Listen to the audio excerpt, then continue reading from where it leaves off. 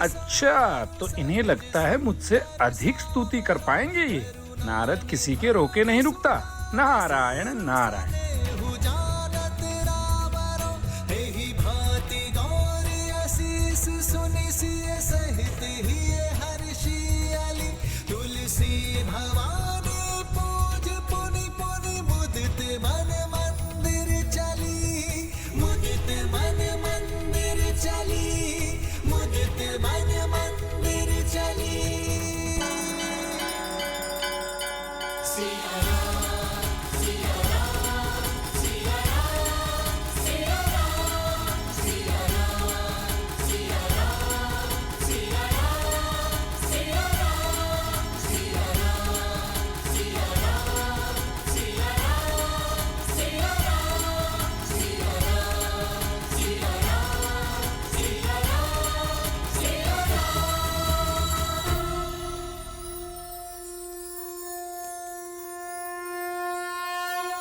लीजिए, बुद्धि के धनी हनुमान ने इस संकट का हल खोज ही लिया है।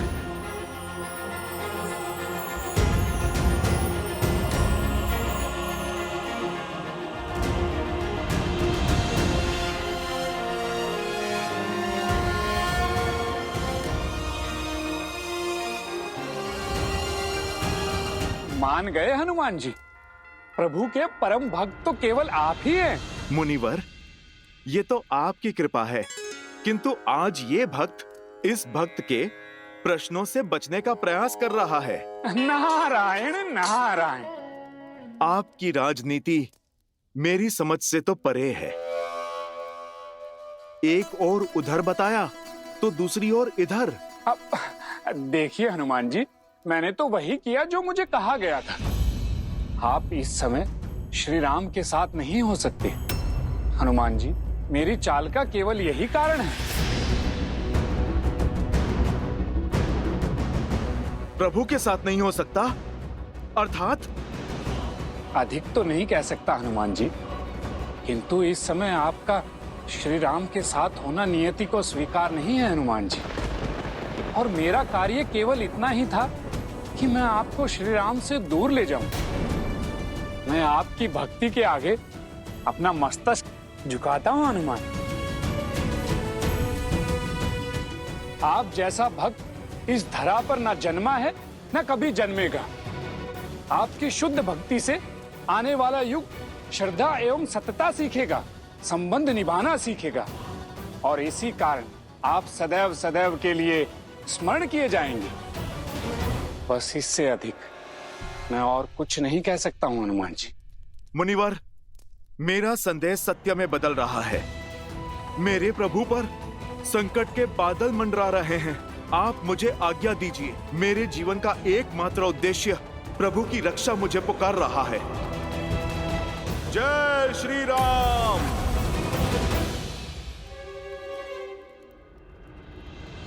प्रभु,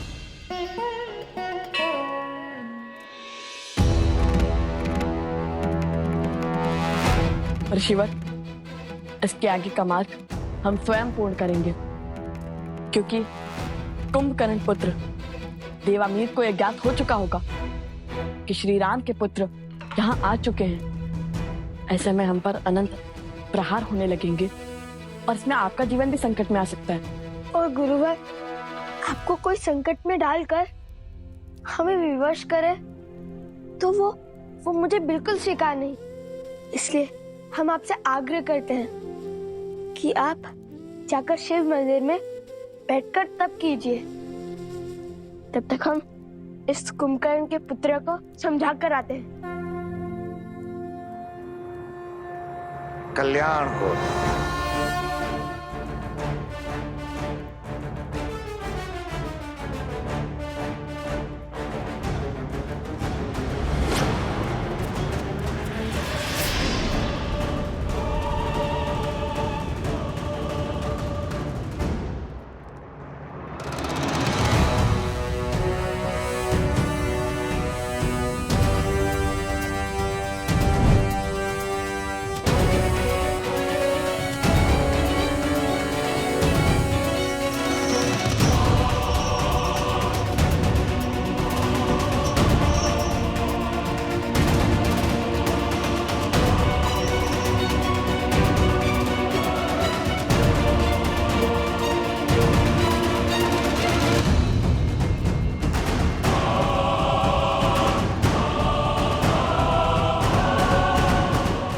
कि कोई बात नहीं है माँ, लवकुश सकुशल है और भरत पर भी कोई संकट नहीं है।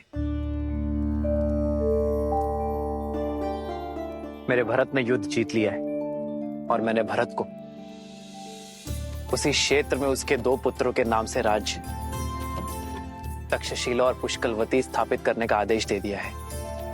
राज्य के निर्माण के पश्चात वो लौट आएगा मां।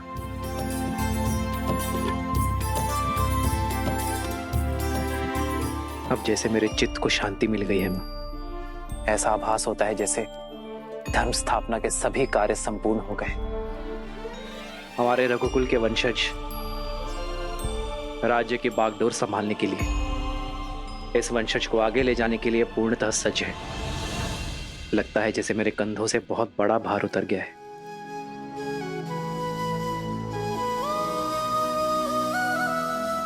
श्री राम श्री राम श्री राम श्री राम।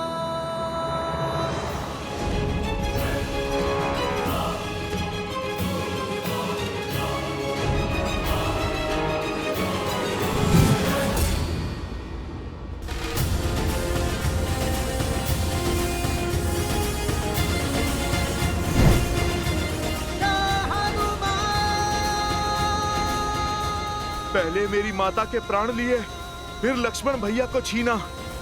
अब ये नियति मुझसे मेरे प्रभु को पृथक करने का षड्यंत्र रच रही है। कुछ तो है जो मेरी सोच और समझ से बाहर है। अति शीघ्र प्रभु के पास पहुंचना होगा।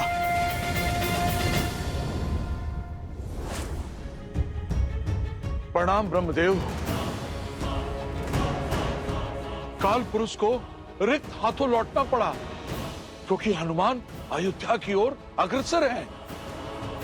हनुमान के होते श्री राम अपना देह कैसे त्यागेंगे? समाधान समस्या में ही छिपा है इंद्रदेव। हनुमान किसी की नहीं सुनेंगे सिवाय श्री राम के। तो अब क्या किया जाए ब्रह्मदेव?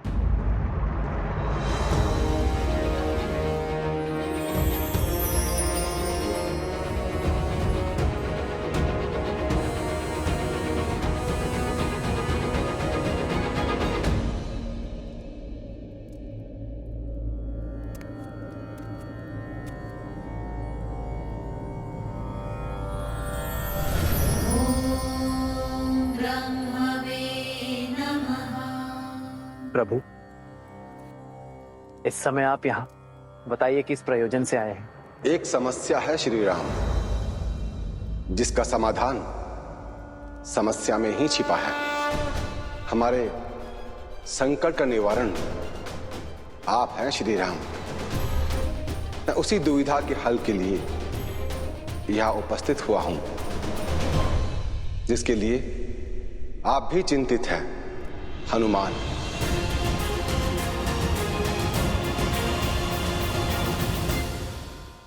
ये उन्हीं के आने का संकेत है जिनके प्राण आप में बसते हैं, किंतु आपके प्राण तो केवल धर्म में बसते हैं।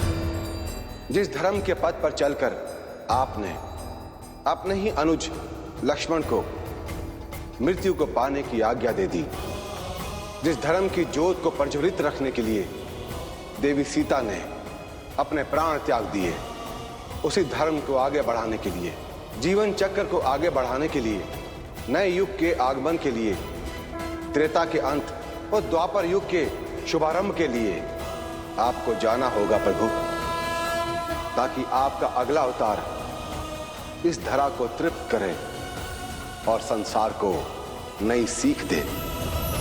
पर जब तक हनुमान यहां है तब तक ये असंभव है। आपको हनुमान को समझाना होगा। कैसे, ये तो आप जाने, किंतु करना आपको ही होगा प्रभु।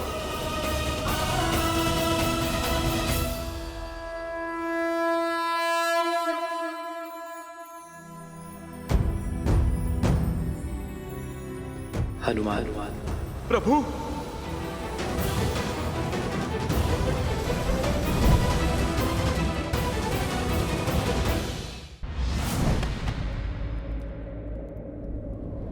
प्रणाम प्रभु।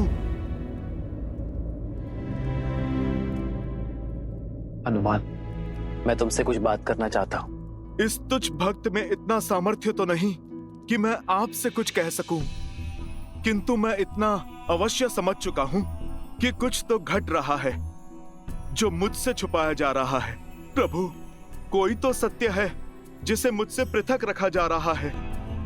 इसलिए प्रभु, मैंने निर्णय लिया है कि अब मैं आपको एक क्षण के लिए भी अकेले नहीं छोड़ूंगा।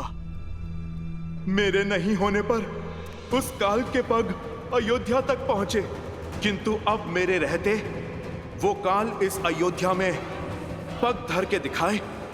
ये चुनौती है मेरी उस काल को। अब काल का काल बनेगा ये हनुमान।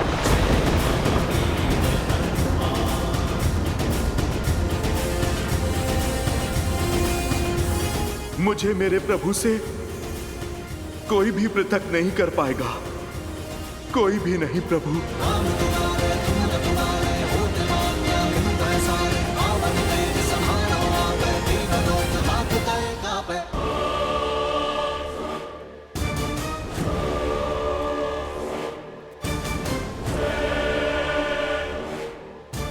तो तुम हो उस राम के पुत्र, तुम भी उसी की भांति तुच्छ दिखते हो। निर्बल बनवासी से तुम्हारे पिता राम ने मेरे पिता की हत्या की। संसार समझता है वो महान है, वो बहुत बड़ा योद्धा है, किंतु सत्य तो ये है कि उस राम में इतना सामर्थ्य नहीं, वो इतना महान नहीं कि बल से मेरे पिता श्री कुंभकर्ण और पितामह रावण को मार सके। छल किया था उसने, छल। आज मैं उस राम को राक्षस कुल की शक्ति से अवगत कराऊंगा, किंतु उससे पूर्व तुम्हारे हाथ खोल तुम्हें लड़ने का अवसर दूंगा। क्या करूं, मैं उस राम जैसा छलिया जो नहीं हूं।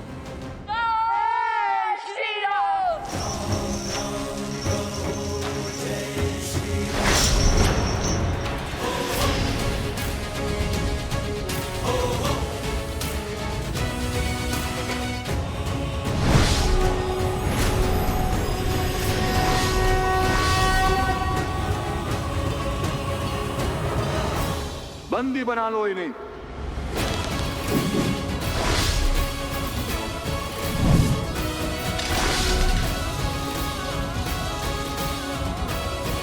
जिनका नाम इतना अनादर से ले रहे हो, अब हम तुम्हें उनका परिचय देते हैं, उनके नाम लेने का ढंग सिखाते हैं।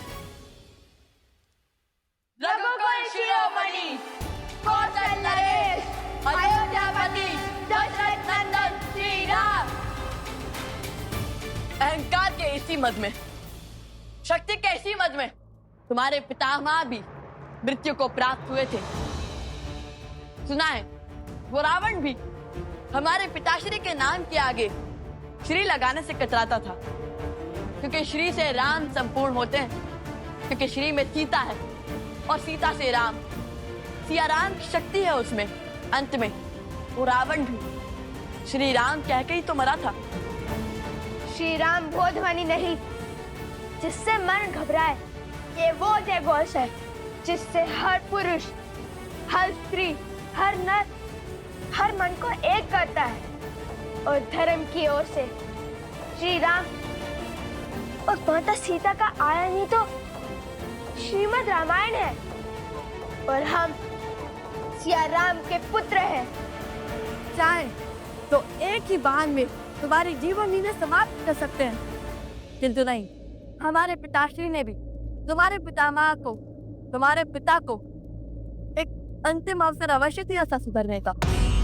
तुमने इस धरा को अधर्म के अधीन किया, इसलिए हम श्री राम पुत्र लव कुश तुम्हें सुधरने का एक अंतिम अवसर देते हैं। इस धरा पर धर्म स्थापित करने का एक अंतिम अवसर देते हैं हम तुम्हें। हम तुम्हारे द्वार पर तुम्हारी प्रतीक्षा करेंगे।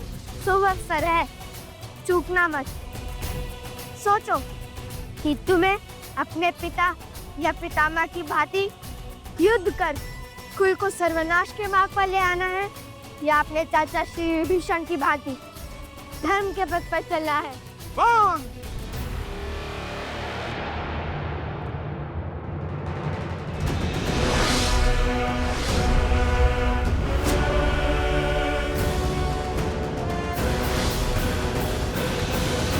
निर्बल था, विश्वासघाती था वो विभीषण, जो शत्रु के आगे नतमस्तक हो गया। उसके मार्ग पर चला तो जीवन भर अपने पिता के बलिदान की पीड़ा नाग बनकर ढकती रहेगी मुझे। पिताश्री ने कहा था, विभीषण चाचा श्री ने राम का साथ देकर भूल की, पाप किया, रात्रधम से विमुख हो गया वो। संसार तुम्हें सदा विश्वासघाती के रूप में स्मरण रखेगा। रावण का भेदी कहेगा, घर का भेदी कहेगा। मैं भी अपने पिता का पुत्र हूँ, प्रतिशोध की ज्वाला में जल रहा हूँ। प्रतीक्षा करने की आवश्यकता नहीं है तुम्हें। हाँ, यदि तैयारी के लिए समय चाहिए तो बता दो। अगले पहर के पश्चात मैं अकेला युद्ध भूमि में खड़ा मिलूंगा तुम्हें।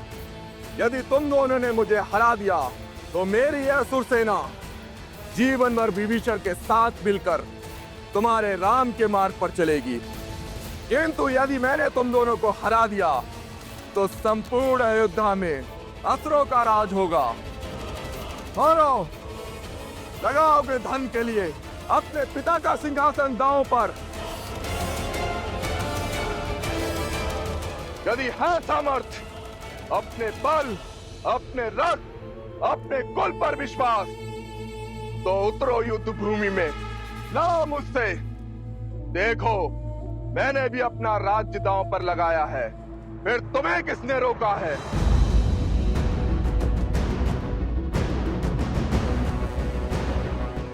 धर्म ना कभी हारता है और ना ही कभी किसी से भयभीत होता है। हम शर्त के पास में नहीं बनते, किंतु एक वचन अवश्य देते हैं। शीघ्र ही इस स्थान से तुम्हारी अधर्म की सत्ता का अंत होगा। यहाँ धर्म का संचालन होगा। जय सिया राम।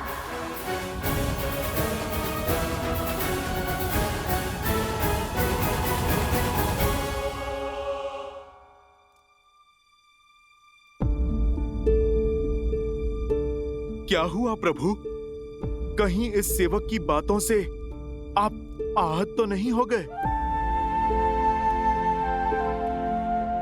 ऐसी कोई बात नहीं है हनुमान। दिन चाहे जैसे हो, उसे ढलना होता है। उदय होना, संसार को प्रकाश देना और फिर अस्त हो जाना, यही सूर्य की नियति है। नियति ने जो कुछ भी रचा है उसका पात्र बन जाना ही जीवन है। हाँ, अपनी नियति तक पहुंचने का मार्ग कदाचित भिन्न हो सकता है, किंतु उसे बदला नहीं जा सकता हनुमान, फिर चाहे वो हमारे लिए कितना ही दुखदाई क्यों ना हो। प्रभु, आपसे बड़ा ज्ञानी कौन है? मैं तो ठहरा मोटी बुद्धि का वानर। मैं बस अपनी समझ के अनुसार यही कह सकता हूं कि यदि किसी भी पुत्र से पूछा जाए कि उसके माता पिता की छाया उसके सर से उठा ली जाएगी और वो बस वहां पर खड़ा देखता रह जाएगा, उसे तो बुरा लगेगा ही ना।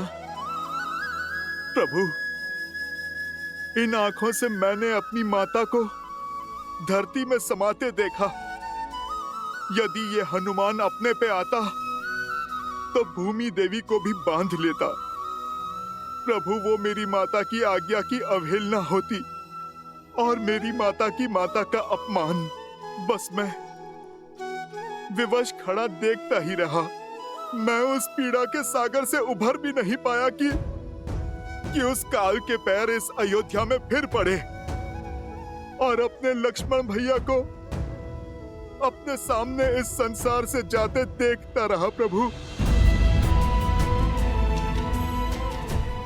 तब भी आपके आदेश और लक्ष्मण भैया के हट के आगे मैं हार गया।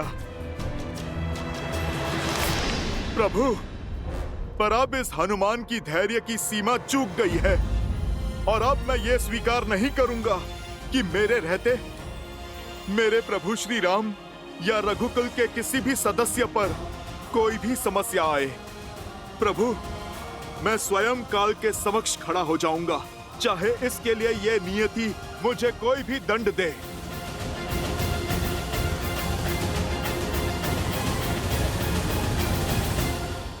और प्रभु, आपको सौगंध है अपने इस दास की, इस बार आप मुझे नहीं रोकेंगे और ना ही किसी भी बंधन में डालेंगे।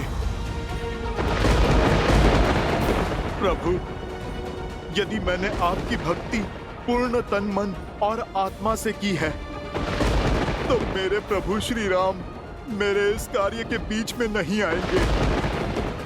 प्रभु, आपको मेरी सौगंध है।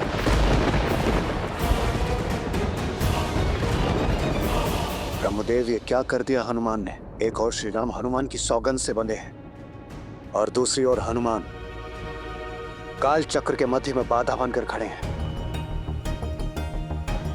माता सरस्वती, अब आप ही कोई मार्ग सुझाइए। देवराज, भले ही मैं ज्ञान की देवी हूँ, लेकिन भक्ति के आगे ज्ञान हार ही जाता है। हनुमान के सामने मैं स्वयं ही असहाय हूँ। हनुमान त्रेता और द्वापर के मध्य में संकट बनकर खड़े हैं और हम देवताओं से उन्हें अभय प्राप्त होने के साथ साथ चिरंजीवी होने का आशीष भी प्राप्त है। तब कौन हरेगा हमारे इस संकट को? क्या हुआ यमदेव? आप बड़े विचलित हैं। विचलित तो सृष्टि का चक्र हो रहा है ब्रह्मदेव, और बाधा क्या है आप स्वयं जानते हैं ब्रह्मदेव। यदि काल अयोध्या के भीतर नहीं पहुंचा तो जिन लोगों का जीवन काल पूरा हो चुका है और वो लोग अपने समय से ऊपर जी रहे होंगे, सारा संतुलन ब्रह्मदेव भंग हो जाएगा। केवल श्री राम नहीं, और भी लोगों का जीवन चक्र हनुमान ने अपने हाथों से रोका हुआ है। यदि कोई मार्ग नहीं निकला ब्रह्मदेव, तो विवश होकर मुझे हनुमान पर बल प्रयोग करना होगा। महादेव वैसे भी ध्यान में लीन है, तो क्यों ना यमराज को एक अवसर दिया जाए, कदाचित वही कोई मार्ग निकाल ले।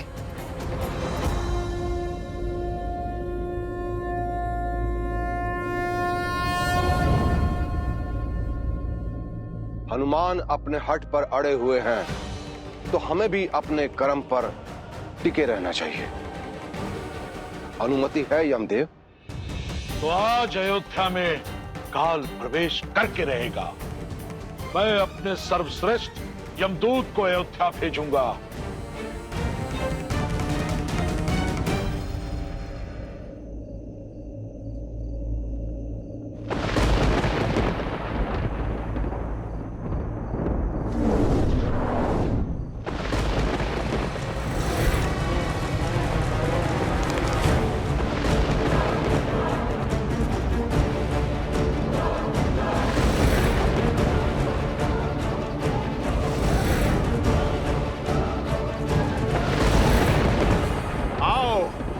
मैं तुम्हारी ही प्रतीक्षा में हूं।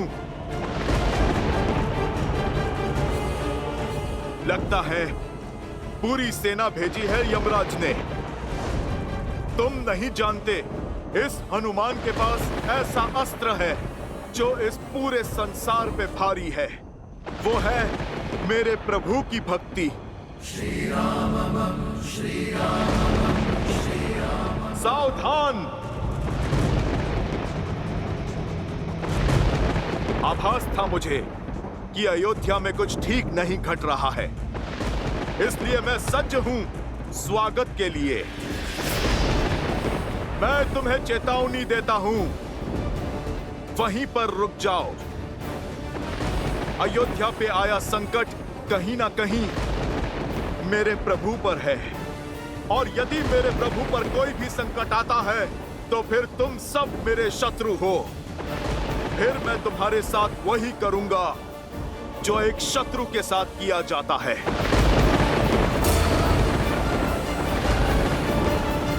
जय श्री राम। जय महाराज।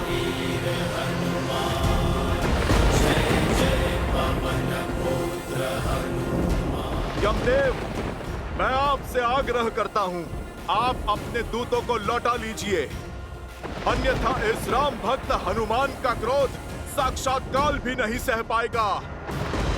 हम आपके बल से अनुभज्ञ नहीं हैं मारुति, परंतु हम अपने स्वामी के आदेश से भी बंधे हैं। यमराज ने हमें आपकी बात अनसुनी करने का आदेश दिया है। आपसे आग्रह है कि आप इस सृष्टि के चक्र और नियति की नीति में विघ्न मत डालिए। यदि आप अपने हट पर अड़े रहते हैं तो हम भी अपने आदेश का पालन करने को सज्ज हैं। तो फिर ठीक है, धर्म युद्ध का अनुभव है मुझे। तुम अपना धर्म निभाओ और मैं अपना। जय श्री राम। शंकर सुवन वीर हनुमन्ना मदन कराल काल बुलभानक राम सहाय सदा प्रतिपालक भूत प्रेत पिशाच निशाचर अग्नि विकराल काल मारी मर्दिन मारो कोई संत राम की राखना। अयोध्या पर संकट लाओगे, मेरे प्रभु श्री राम को विचलित करोगे इस हनुमान के रहते। देखिए जगत पिता, देखिए क्या हो रहा है। क्षमा करें किंतु ये सब कुछ आप ही के कारण हो रहा है। आप किसी को भी कोई भी वरदान दे देते हैं। देखिए, एक वानर को शक्तिशाली बनाने का परिणाम यमदूत को अपना काल दिखा रहा है और चला है नियति के चक्र के मध्य एक बाधा बनकर। आपको ज्ञात होगा, आप ही ने दिया था ना वरदान अजय, अमर और चिरंजीवी होने का। अब वो आप ही के वरदान का दुरुपयोग कर रहा है और हम यहाँ विवश खड़े हैं, कुछ नहीं कर पा रहे। परंतु उनके पल के आगे झुककर हम अपना उत्तरदायित्व भी नहीं भूल सकते न इंद्रदेव। सृष्टि का नियम ना टूटे, इसलिए मुझे स्वयं हनुमान के समक्ष जाना होगा।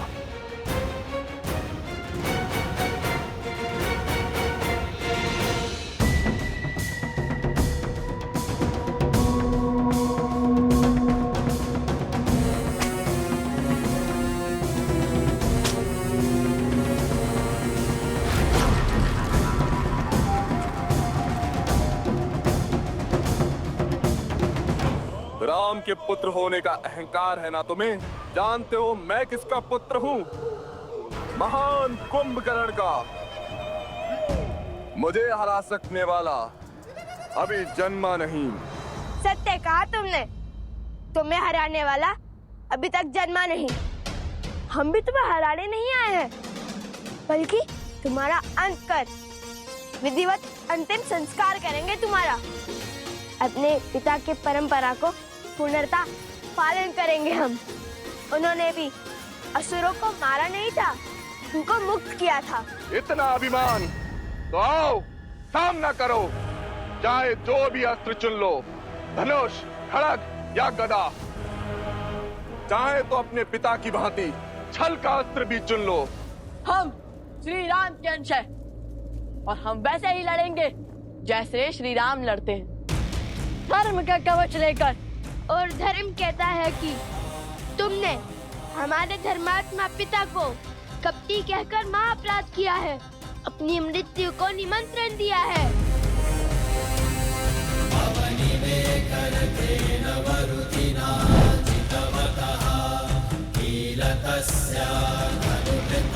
तुम्हें लगता है कि हमारे पिता छल और कपट से जीते थे?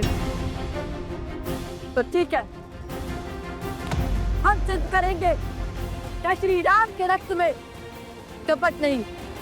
आज युद्ध बराबरी का होगा और हम भी वही अस्त्र उठाएंगे जिसमें तुम्हें महारत प्राप्त होगी।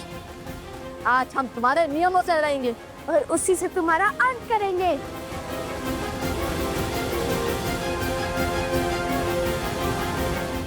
जो अधिक बोलता है वो मृत्यु पाता है।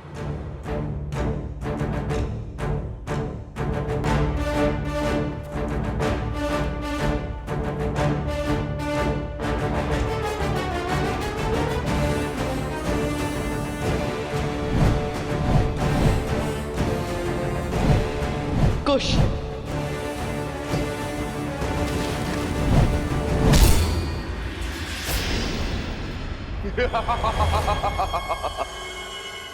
बस इतना सा बल है राम के रक्त में अब देखो और कुंभकर्ण के रक्त का बल। कुश,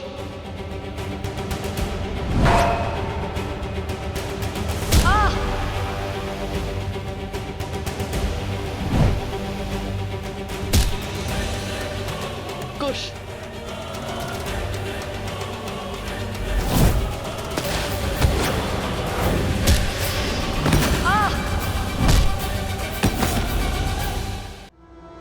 कुश,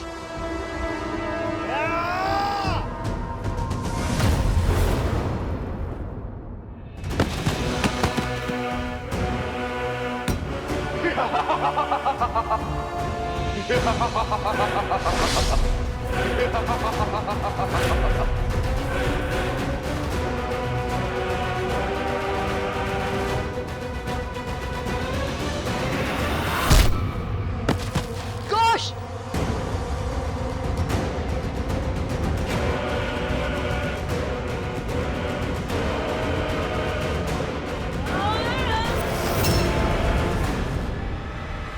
राम भैया,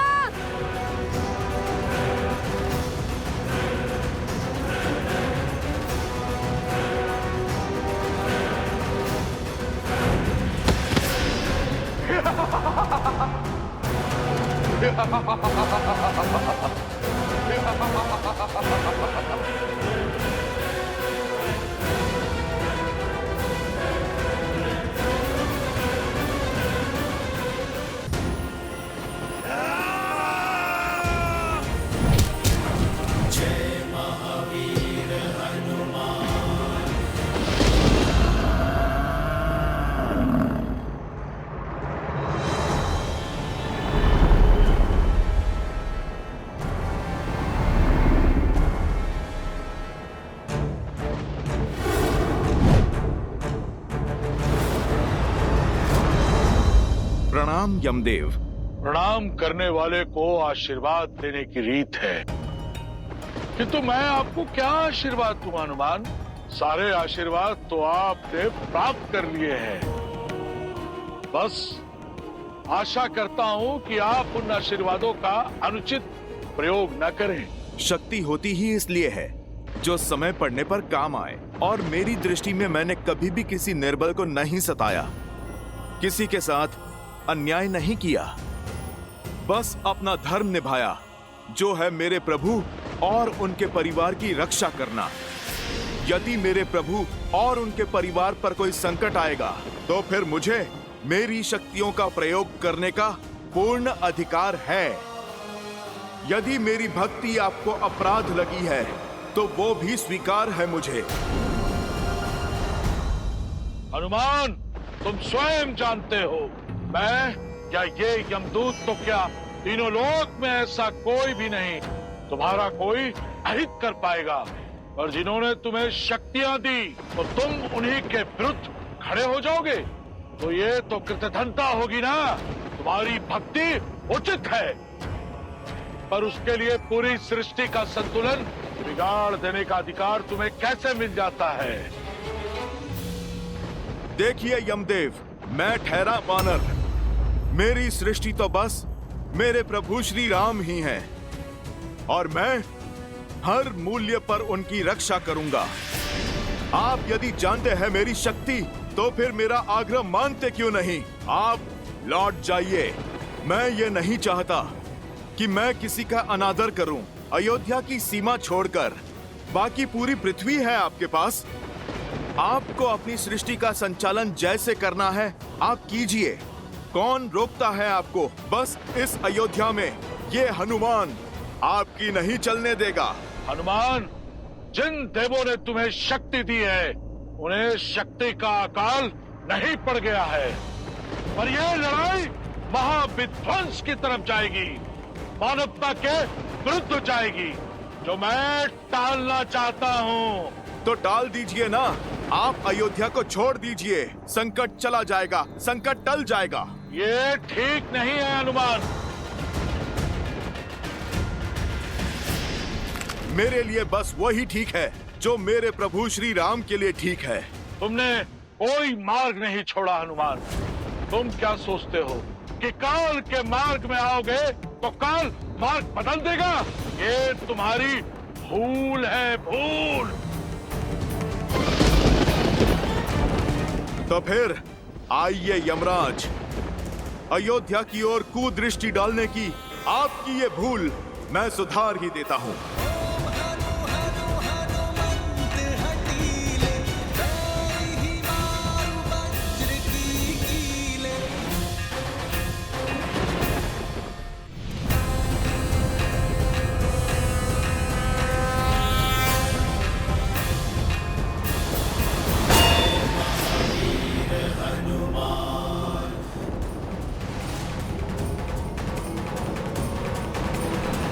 यमदेव, मेरे समक्ष प्रस्तुत हो तुरंत। ये मेरा ब्रह्मा का आदेश है। पहले यमदूत, फिर साक्षात यम का आगमन, अर्थात मेरा संदेह उचित था। इस पृथ्वी पर जो कुछ भी घटता दिख रहा है, उससे अलग ही कोई योजना बना रही है नियति, जिसके विषय में मेरे भोले भाले प्रभु को भान नहीं। पर इस हनुमान के रहते कोई भी अनिष्ट नहीं होगा। जय श्री राम।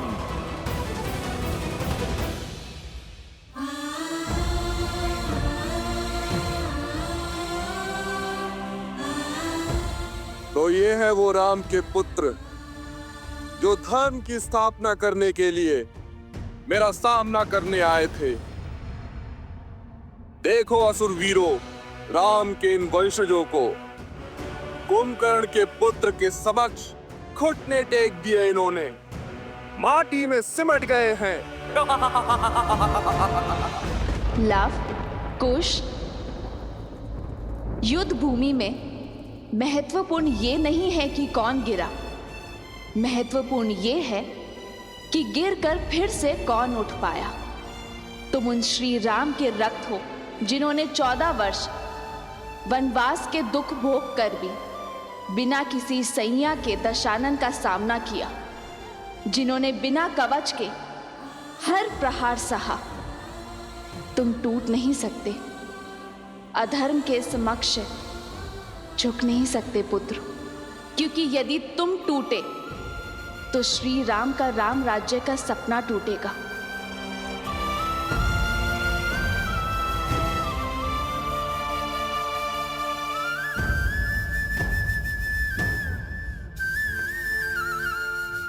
तुम झुके तो रघुकुल का सम्मान और तुम्हारी माता का अभिमान झुकेगा। जो इतने लोग श्री सिया राम में विश्वास करते हैं, उनका विश्वास टूट जाएगा। उठो पुत्रों। तुम दोनों केवल रघुवंश के अंश नहीं हो, धर्म के पथिक भी हो। और ये यात्रा केवल भ्रमण नहीं, यह अध्ययन है, संसार का भी और स्वयं का भी। क्योंकि जो स्वयं पर विजय पा लेता है, उसे संसार कभी हरा नहीं सकता।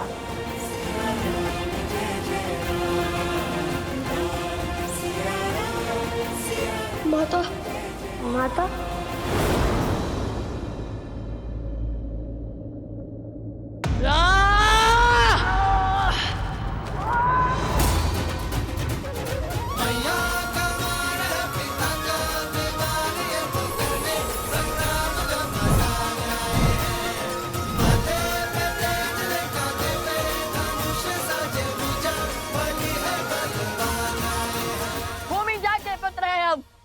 भूमि शायद नहीं हुए, अपनी माता का आशीष ले रहे थे हम।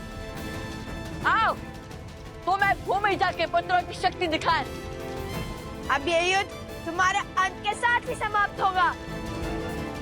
पिता का मार्ग चुना तो अंत भी वैसा ही होगा।